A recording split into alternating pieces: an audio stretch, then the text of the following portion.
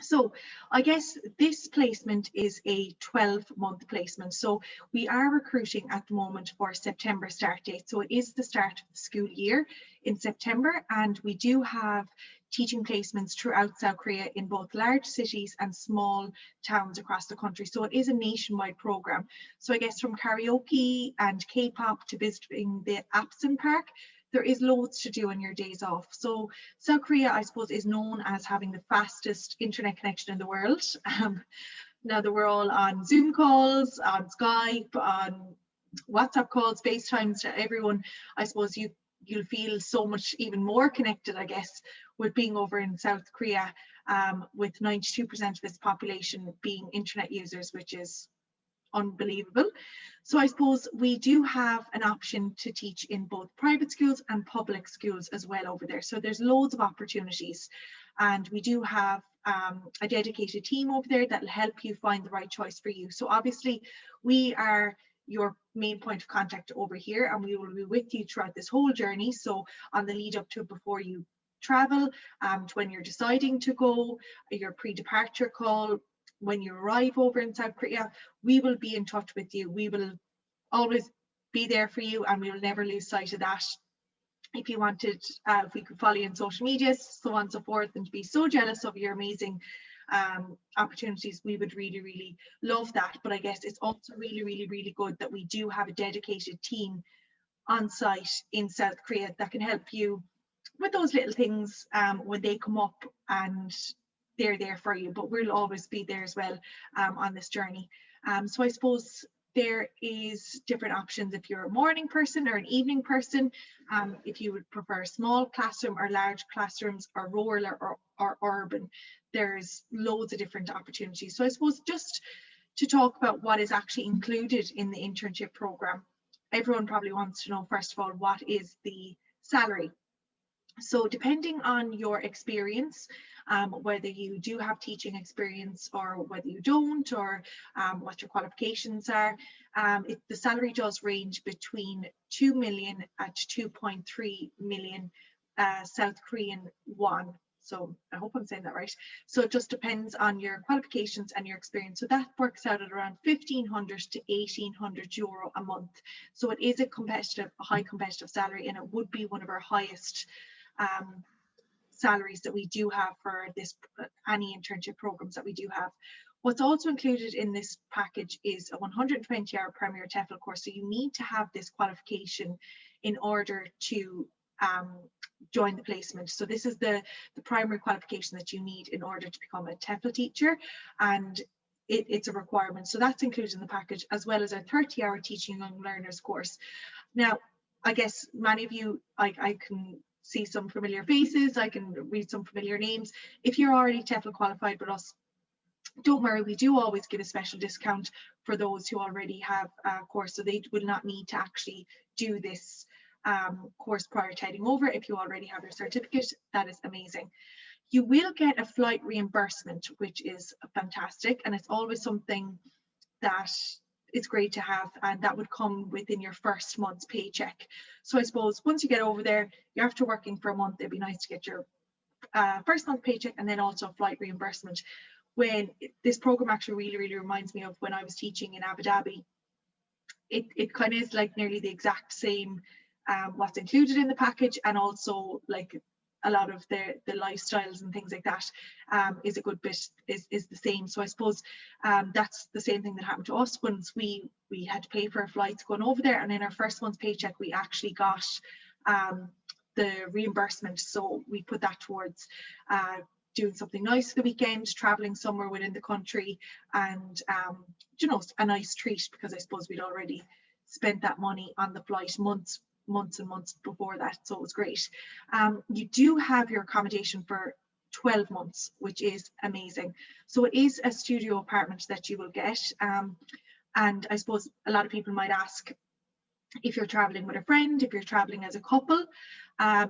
Very similar again to the UAE, not bringing it back to that, but unless you are married, then you would not be able to share the apartment. So you would each get your own apartment, which is also fine. I know, I suppose we're not supposed to say it too much, but same thing that happened when I was over in Abu Dhabi. Some of my friends were in relationships over there, and they may kind of have one apartment and then they spend a few days in one apartment and a few days in the other apartment as well. So look, it's always nice to have your own space, your own apartment. Not a lot of our programs actually offer this opportunity to have your own accommodation and your own studio apartment yourself. So it's a lovely thing to have. And I suppose the fact that you're going to be there for 12 months, it's a really, really nice opportunity to kind of make it your own, put your own stamp on it, and make it feel really at home, I guess. So you will also be, what else is included is medical insurance. So the schools will actually pay for 50% of your medical insurance, and 50% of that will also just come out of your salary each month. Which is also another good thing that did remind me of the UAE, is the end of contract bonus. So it is equivalent to 1 month's wages. So I suppose this is something that I received when I was in Abu Dhabi. And so at the end of my contract, after doing the 12 months, you will actually get paid your last month's salary plus another bonus, which is brilliant. It's fabulous. And I suppose what I did is I was going traveling in America for a few weeks that summer. I know it was so random that I came home. I came from Abu Dhabi back to Ireland and then went to America for a couple of weeks, but it was fabulous. And I suppose that's where I put that completion bonus towards it. Some of my friends have used it then when they came home to save for a mortgage, or else even maybe a car or something like that, if you're maybe have been off the road since you were living abroad. So it's a great thing to have. It's a great addition. You will get a certificate of completion. So this is a great addition to have for future employment. So I guess it's something that, like, I can obviously always go back to the school that I was teaching in before, previous years, and I'm sure, Kate, you can do the same, to look for references and to try track down reference letters and things like that. But having a certificate of completion from the school is actually such a good thing to have for the future. So like, you have endless opportunities, that you will always have this to say that you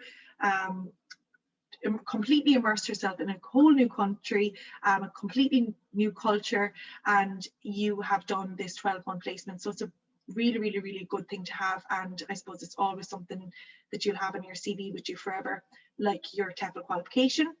You will get 1 week's orientation upon arrival, and continuous professional development is a huge thing with our partners in South Korea, which is amazing as well, for, I suppose, for your CV, for future employment, that you will have 2 CPD weekends orientations throughout the year. So that's lovely as well. It's something that you get to meet up with all the other staff and make friends and build relationships then. So that's lovely.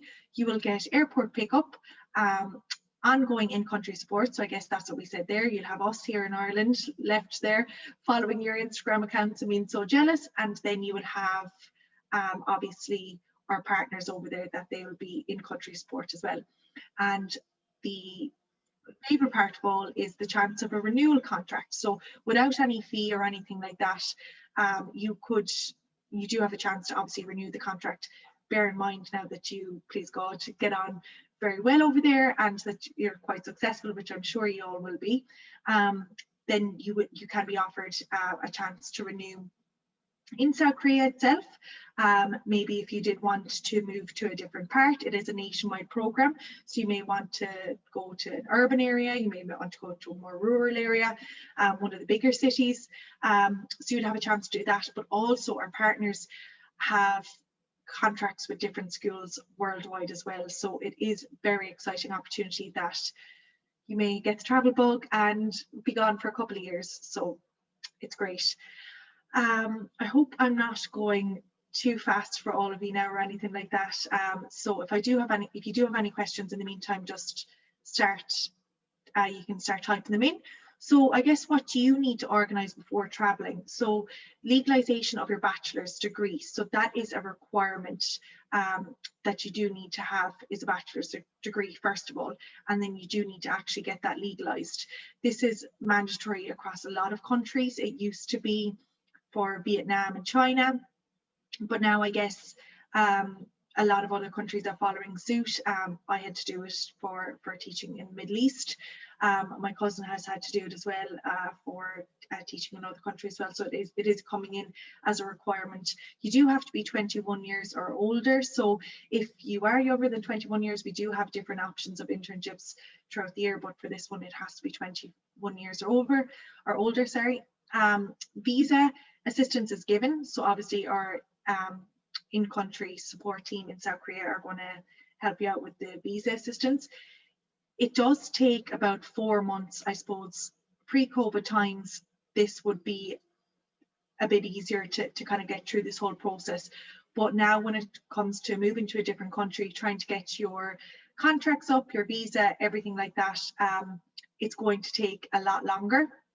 So that's why we are saying to give yourself 4 to 5 months. So we are opening the applications from next week, but we are closing them as well quite soon. So they are actually only going to be over there for about for September for about 3 weeks.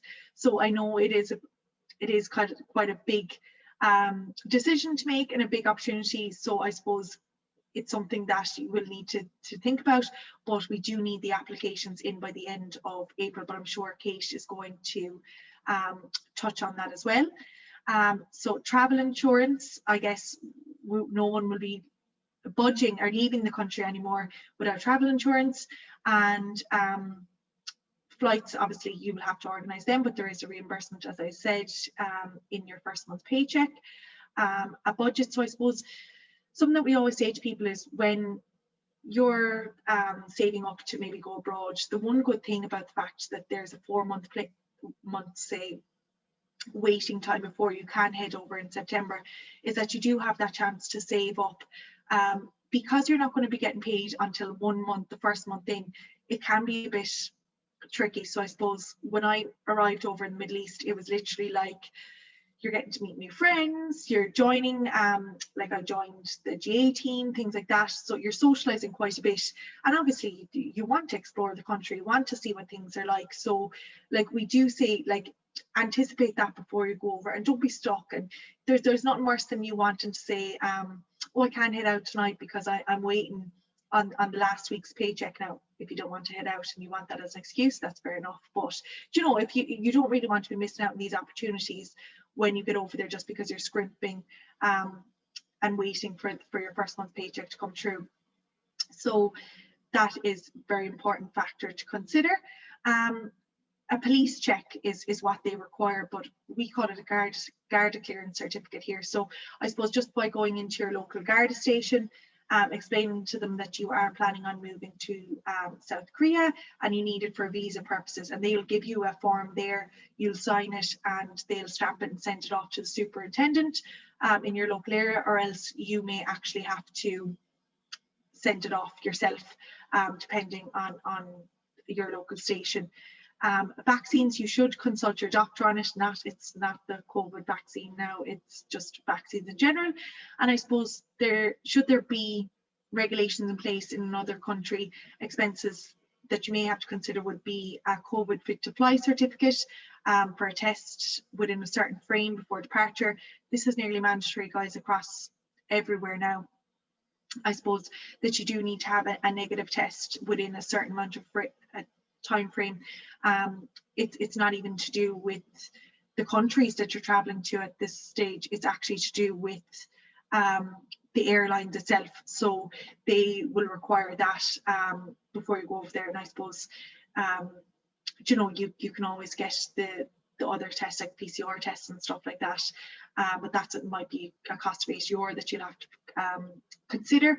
And quarantine for public schools, so I suppose this is something that we will talk about more as we go on. But I suppose if you are going to a public school, you will have to, because it's a government run school, you would have to go with a government state quarantine, so one that they have required for you. But I suppose if you have chosen to go with a private school, then the quarantine can actually be done and you're already paid for accommodation. So I think this is brilliant, because I guess like once you arrive into the country first, for a lot of people who are moving into a new country, they they're supposed to be doing a quarantine in a hotel first for 2 weeks, and then they move into their new apartments. So I suppose if you were actually doing the quarantine in your actual apartment that you're staying in, then that means that it'll give you time to do up your apartment, get your deliveries, things like that, and that you can really feel at home prior to you starting the orientation in school and everything like that. So I think that's a really good thing, that if you are going to be working with one of the private schools, but this is something that we'll touch on later, and it's something that you can definitely put into your preference as well once you're going through the interview. So I suppose some other facts that you'll need to know when it comes to the visa requirements is that your passport needs to be in date up until October 2022. So I suppose this is something that I'd say a lot of us maybe need to go look for our passports or try to find their passport. I'd say they're covered in dust now at the moment, but I was only saying to Kate earlier, I had actually applied for my passport last year. I was due to go to Sweden first week of March, and then a conference in Barcelona the following week, and I was waiting for my passport, and it hadn't arrived, and I was freaking out, and it eventually arrived, and sure, I didn't get to go to Sweden or to Barcelona for the conference. It was all cancelled due to COVID. So I have that brand spanking new passport with 10 years in date, but I haven't been able to use it yet. So I suppose just maybe if everyone does have a look for their passport after this, and just to make sure that it is in date up to October 2022. If not, we have spoke to our partners and we can supply you with an employer's letter for an emergency passport. So this is something that the Passport Office are actually accepting for emergency passports. So I suppose it is a teacher risk, so I suppose, and the money isn't refundable. So I suppose if your passport isn't in date and we do supply you with the letter, you are waiting for your emergency passport and it doesn't come, then unfortunately it is a risk that you're going to be taking, but we can look at deferring your position if your passport is not got in time. As I said already, South Koreans are traditional and everyone will get their own apartment. So if you are an unmarried couple, you will have to apply singly and you would get the 2 apartments. Obviously there's no rules against calling over to each apartment and so on and so forth. And criminal checks, so they must be from when you were 18 years old. So if you did not live abroad, if you did live abroad before, and you should let the immigration office know this, so you'd need to submit that criminal record too. So I think it's if you've lived abroad for more than 6 months or something like that, that you may have to get a criminal record check from the other countries. Now I suppose this is something, not necessarily, I wouldn't say a white lie, but if you are applying on your CV and things like that, sometimes if you are saying that you taught abroad and things like that, you might say, oh, I was teaching in Spain for 6 months, then I was teaching in Italy for 12 months. This is if you had now in truth. But I suppose then that might have caused some alarm bells ringing then for some of the schools to say, okay, well, if they've taught in all these different countries, then they may need to get criminal record checks from each of them. So I suppose we can talk a bit more about that personally if you need that information as well. So yeah, I guess just a little bit more information. A lot of this is on our website anyway, guys, but just a little bit more information on it. You do get around 8 to 10 holidays included per year, in addition to all weekends and public holidays as well. So it's nice that you do have another, say, 2 weeks, like 10 days holidays will be 2 weeks again. And because it's such a high earning salary, and you obviously are not paying for your accommodation, the teachers can usually save up to about 30% of their salary on average. And I suppose that's a great thing to do while you're over there, but also they do offer support through the lifetime of your teaching career. So you, as I said, you can continue this process after this year. You can move on to a different program with our partners and you can keep earning. So it's great. And obviously the competitive package is one of our highest earning internships: free flight, free accommodation, high pay. I suppose you'll be working with an experienced team and personalized support, both here in Ireland and both in South Korea. There will be a teacher Facebook page set up prior to traveling, so you'll get to meet other teachers. And I suppose with the private schools, they would usually have the smaller classes between 8 to 15 students per class, and you would get your own, the curriculum is already there, so you would have to work from this curriculum. So there'll be little planning, and there'll be a lot of shared lessons and things like that. Whereas with public schools, the classes are quite large. Well, average, I suppose, here in Ireland, but in comparison to the private schools, the class sizes are 20 to 30 students. But you would have a South Korean co-teacher with you as well, which is great. So as I said, you can put down your preferences on whether you'd like to work for the public schools or the private schools. I spoke to our partners on this, and usually around 80% of our teachers would choose to go with the private schools as opposed to public schools. It was the exact same when we were teaching in the Middle East. There was an option between public and private schools. I personally taught with private schools when I taught over there, but some of my friends taught with public schools. So I suppose it is kind of up to yourselves, and this is something that you can discuss with our partners during the interview process and things like that, and the application process. So the schools are located nationwide, so from big cities to small towns. South Korean headquarters is in Seoul. So I suppose preferences can be given during the application process, but again, they're not promised. So I suppose it does just depend on the availability when you apply. I know I said that applications are closing the end of April, but I suppose the sooner the applications are in, the faster we can get you passed on and in contact with our partners, and that they can start the process with you. And if you do have a preference, then it's easier then. And I suppose there is an option between public and private schools, like I said. Just to bear in mind, again, with the private schools, you can isolate in your own apartment for the 2 weeks. So you wouldn't have to pay for the government-run quarantine, which for a 2-week stint can be around €1,500 upwards. It's kind of the same across all countries at the moment. And you will be entitled to an apartment each, and it will be a semi-furnished apartment, and you would just have to pay for some of the utility bills, like gas and electricity and things like that, but that will be taken out of your wages as well. So I don't necessarily think it's something that you will have to be worrying about contacting people and paying for it. That'll be just done through your school. So that's enough for me. I think I've spoke quite a lot, so I'm going to pass you on to Kate, who'll be recruiting the positions, and she can give you a bit more information on how and where to sign up. So thanks, guys. Thanks a mil, Katie. Guys, so hi, my name is Kate. I'm sure I know a lot of you anyway already, and I can see a lot of familiar faces, so that's great. I've just been kind of answering your questions there in the chat box, so I hope a lot of you have asked everything you need, but we have time at the end for Q&A, so do keep putting them in there, and we'll get to them, no problem. Okay, so I suppose we're going to go down now a bit to the nitty-gritty, I suppose, and I suppose I won't be offended if you sign off from the session now. We're just going to go into, I suppose, if you are really interested in signing up and applying for this specific program, then definitely stay tuned, and I can go through the application process. Okay, so I know Katie kind of touched on this a small bit, but I do kind of want to make it clear. If you want to apply for this position, I want to kind of really run through what's required and if you fit this criteria. So you have to have a bachelor's degree. There's no way out of it.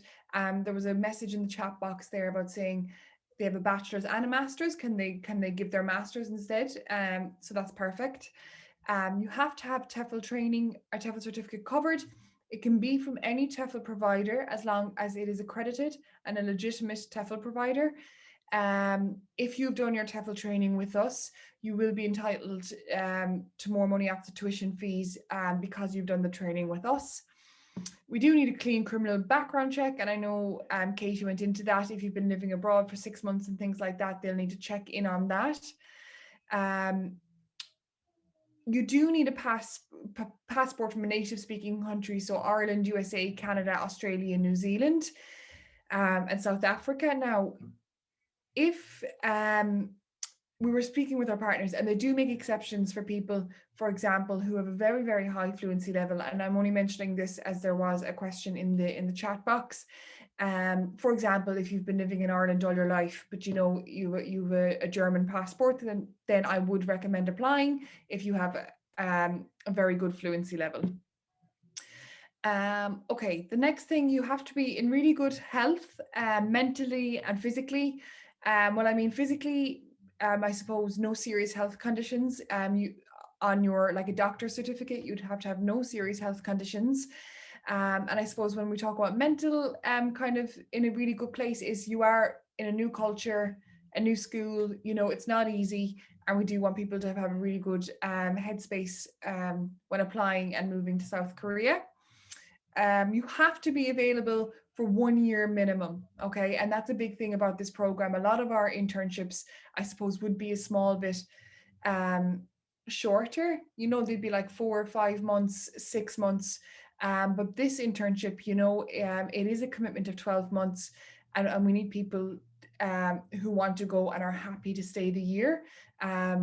Our partners have endless opportunities. We've had people who've joined this, our partners here, and have stayed for 3 or 4 years with them, you know, hopping from country to country. And they're a fantastic group of people and can really kind of get you far in the TEFL industry in Asia. It's a brilliant way to start with them. Yeah, to be a very enthusiastic and open-minded person, and to be quite flexible as well, because you have to remember you're going to a new country, a new culture, so you can't expect everything to be the way it is here. You do need to have a very open mind when applying to this. Okay, so how do I enroll? So the next steps is, next week we will actually open our spots for the position. At the moment, we only have 10 positions available. Normally we have a lot more with jobs and internships, but as people know here, like, our Thailand spots were well reduced. Same with Taiwan, France, Italy. Normally we'd have so many more positions, but because of the way things have been going this year, you know, there's a little less room for positions. So we have 10 spots at the moment. And the positions, if you go onto our website and onto our South Korea page, you'll be able to just put your email in to the register list, basically. So if you pre-register, I'll know you're interested, and I will give you a call just to kind of run through the criteria again. It's just kind of a pre-screening thing that we do just to make sure that you fit all the criteria, and then you can go ahead and apply, and it opens next Wednesday.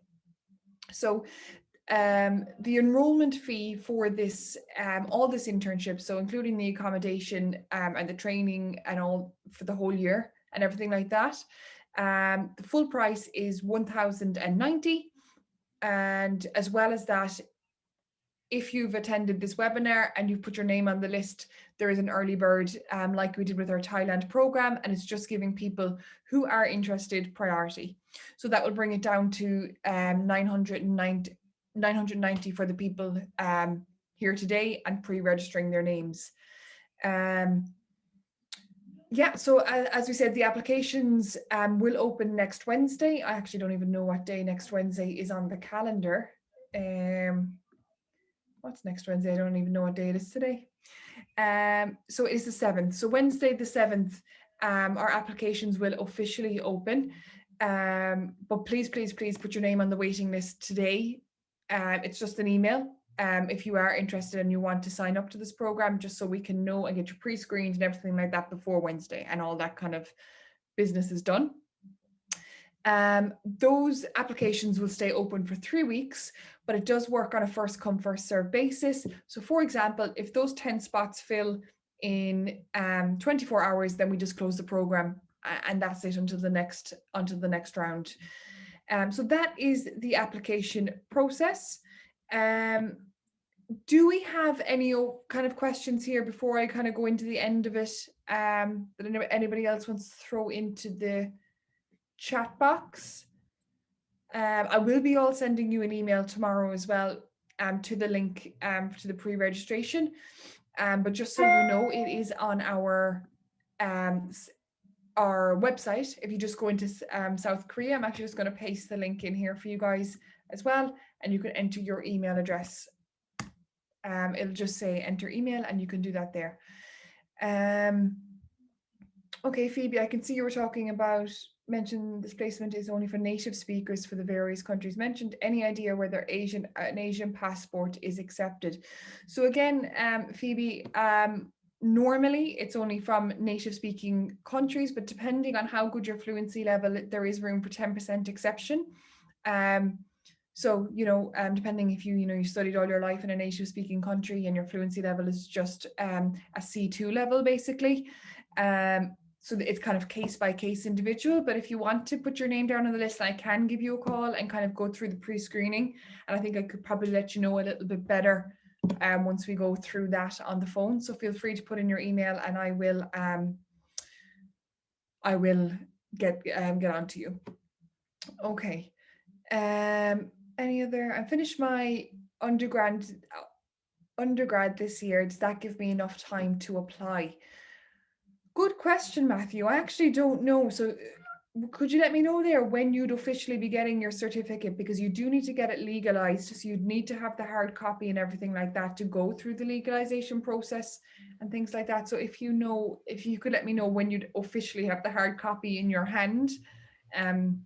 I would probably say no, Matthew, for this time around. Now, as we did say, we are recruiting at the moment for September, but there will be other dates and other positions come available.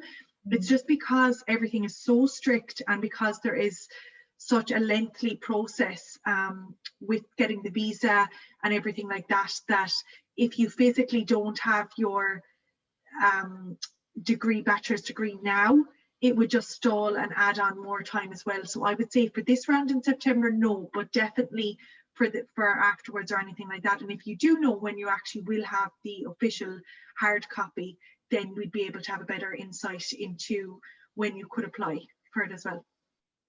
Exactly. Yeah, perfect.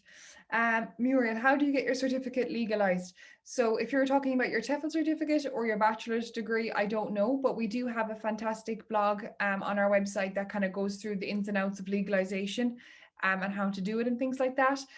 We do offer a service for our TEFL certificates to get legalized, but again, you can access that blog, no problem, and we can send you all the information on the legalization of your cert as well. Is there any other one there that I missed? Okay, I think I've gone through the ones there in the chat box. I did see a question about driving positions from Brian. I'm not too sure, do you genuinely mean actually driving or driving a car? No, just TEFL teaching positions, sorry. Or maybe I'm actually picking that up wrong there now. So if it is a different question. You can unmute yourself. Yeah, okay. When I say driving, I mean, I have a driver's license, just like, for example, when I was in Japan, some of the contracts required you to drive. So obviously having a driver's license was required. Not, can I be paid to be a driver? Yeah, sorry. I was like, no, I think you've got the wrong webinar here. No, that wasn't made mandatory when we were speaking to our partners or anything like that, Brian. So like it actually does say a lot of the apartments that you will be situated in, they say you can walk or ride to school. So like, I know obviously with underground and everything like that, everything is a lot more accessible, but it never said anything about needing to actually have a driver's license or to drive to school or anything like that. I don't think I personally would be driving myself if I was living over in South Korea. I'd be enjoying all the different modes of transport and self and getting driven around the place. But no, that hasn't come up, so that shouldn't be mandatory anyway. Okay, yeah, that's fine. Again, it's not an issue for me, but it's just something I'd ask, just because it's a great one. Cost to bring into. Yeah, definitely. And sometimes with contracts as well, with getting your visas and stuff, having a full driver's license is a requirement sometimes, which is a bit strange if you're not actually needed to drive staff members or school or children in school and stuff. But no, thanks for bringing that to our attention as well. Yeah, Fantastic. Okay, and if you want to put a few more questions in, please do. And I'm just going to touch a small bit on, I suppose, a bit of the coronavirus and things that are going on. I suppose it's in everyone's back of everyone's head. Should I apply? Should I go? Should I not? All this type of thing. So the good news is that the world is opening up again, and I think people are just deciding to kind of live with COVID and just take the necessary kind of precautions. We need to get the world moving and things like that anyway. So I do just want to kind of give you a small bit of information about South Korea and things like that. You know, South Korea actually handled the situation relatively well if you compare it to here in Ireland or the UK. It wasn't as bad at all as it was here. Schools remained open the whole time and things like that. But there are small things that we have to remember. We have to keep an open mind at all time, guys. We don't know if we're going to go into level 5 lockdown tomorrow. We don't know. It's just the way the world is going at the moment. The good news is that if you apply to the internship and you're going and you pay your tuition fees, you're never going to lose your money in the sense of we'll just postpone your position until it's open for you to go. So don't worry. I firmly believe it's not going to happen, but just so in case that's in the back of your heads, you know, you'd never lose that kind of money. We just move you forward to the next open spot. Okay, I'm on to the next thing, but I really don't believe that's going to be like that. And just little things as well. Actually, a very interesting fact is if you haven't had the vaccine here and you're in South Korea, actually foreign nationals are entitled to the COVID vaccine if they have not received it prior here. And things like at the moment, you know, you must wear masks all the time, which is quite normal in Asian culture anyway. But just little things like that, just to bear in mind when you're applying for things like that.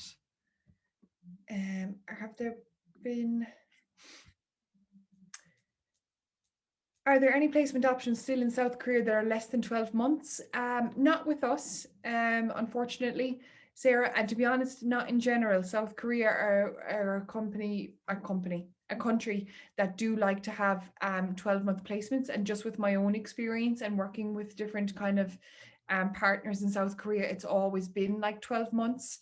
As Katie said, it is kind of a Middle East, kind of Abu Dhabi, that kind of long-term serious contract. I think as well, Kate, it's a lot to do with how much it goes into getting your visa and getting that set up for you. So I suppose once you have your visa, and I suppose if you're going through that 4-month process of constant communication, constantly trying to get you on board and everything like that, that they want you to be committing to the 12 months. That's why they do have the completion bonus and everything at the end as a thank you for staying there. And they do invest in their staff. They invest in their schools by doing these CPD courses, continuous professional development courses, so that you are also growing as in your teacher career as well. And it's something that you can take from that and have with you forever. But I suppose it's something that they do to help their teachers and to, like, in return, expect their teachers to stay and that they're not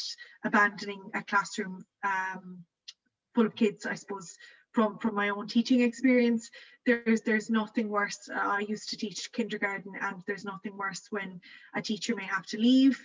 I know Jeannie Mac, if it's due to unforeseen circumstances and they have to get out of the country and they have to go home, or a family member is ill or anything like that, that's totally understandable. But on 1 or 2 occasions in different places that I've worked before, a teacher has just decided to just kind of get up and leave and to move to a different place. And I've been there as a sub teacher and studying, and you know, saw how distraught some of the kids would be, 5-year-olds, 6-year-olds, like not understanding, where's my teacher, where's Miss Katie, like, what is she coming back, things like that. So I suppose it's a small request to ask for 12 months. I suppose if you think of the last 12 months and we're still sitting in our houses between our 4 walls and things like that, I much would have rather have been in a different country experiencing a new culture and totally immersing myself in that. Absolutely, completely agree. There's a question there, Shannon. If you're married, would you be living together in a studio, or would it be more of a 1-bedroom? If you're married, there's different. I think it's okay if you're officially married, but if you're a couple going together, all they do is they actually provide you just 1 studio apartment each. And I mean, as Katie said, lads, all you have to do is kind of visit each other. Do you know what I mean? But everyone who applies is provided a studio apartment, and that's it really. Do you need to already have completed your TEFL course before applying? No, Sarah, you need it done before you go, but not before applying. For example, you don't need it done before next Tuesday. So no. Would there be options given for a specific age group or teach, or is it out of our hands? So Niamh, actually, what I love about this program and what I love about our partners is when they have their kind of interview and sit down with you, they get to know you and see what suits you best, and they kind of go through your personality and, you know, what would suit you more and where you would fit in nicely. So that's how you can kind of state your preference during the application process, and you can state it there. So it's not totally out of your hands. It's kind of it works in a two-way kind of thing, you know. What is the cost of the internship if you've already done some TEFL courses? So normally, Aoife, what happens, it's different depending on what courses you do and things like that, depending on what one you've signed up to. So if you want to get in touch with us and we can kind of, I wouldn't know that, I'd have to ask the finance, but I will find that out for you, depending on what courses you did and things like that, and we can get the proper reduction done for you. That's great, guys. So what I'm going to do here is I am going to put up here now my personal email, okay? If you want to apply, I'm off next. I'm very happy that I have a couple of days off now, so I won't be back in the office until Tuesday. But if you want to apply, please email me. And if you're serious about applying, just send me like a one-liner, just leave your number, so we can get you ready for Wednesday if you want to. And other than that, I mean, feel free to look through. We have all the information is on the website, and all the information. We have a South Korea guide as well that has a brochure that has a little bit more information. And again, if there's any questions at all, feel free to ring us in, leave a message, all those type of things. And we will be sure to get back to you. But yeah, I think, unless Katie, you have anything else, or anybody else has anything? No, I don't think so. I guess I just think everyone deserves to really treat themselves this Easter weekend and start thinking about the possibilities of teaching in South Korea. I personally myself, I was even speaking to one of our colleagues, Becky, about it earlier, and we were both saying we'd only love to get on the next plane. I've traveled to Singapore before, and I just felt like it's just so quirky over in Singapore, and just nearly like a completely new life, different experience, like that they're just so ahead of us here in Ireland. And I just feel like everything about South Korea seems that same vibe. If you're into karaoke, I suppose K-pop, things like that. They have a lot of like cafes, like animal cafes, where you can bring your dogs, your cats. I suppose even if you can't have one over there, it'd be nice to visit them if you do miss your dog at home. Loads of themed kind of cafes, escape rooms, fun. It just sounds so fun over there, to be honest. And yeah, and just like, I think something that we all could do with a bit of fun, especially after the year that everyone has put down. So I guess that's all from me on this. And as Kate said, we are going to be I'll be online tomorrow, but I suppose really by the time it's opening up, it will be around next Wednesday, after we've eaten all the chocolate over the weekend and things like that, and had a bit of a break. So do have a think about it.